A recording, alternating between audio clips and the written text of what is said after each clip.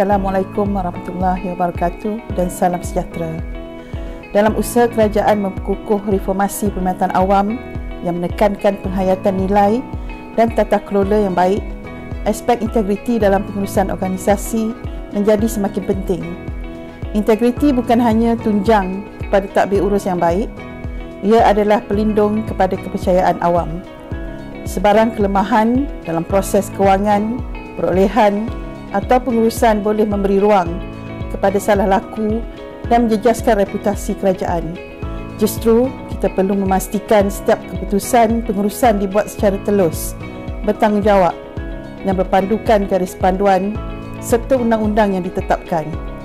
Kerajaan juga sedang melaksanakan strategi pembentasan rasuah nasional 2024-2028 yang telah dilancarkan oleh Perdana Menteri Yang Amat Berhormat Datuk Seri Anwar Ibrahim pada 7 Mei 2024 untuk menangani pelbagai isu berkaitan tata kelola, integriti dan pencegahan rasuah.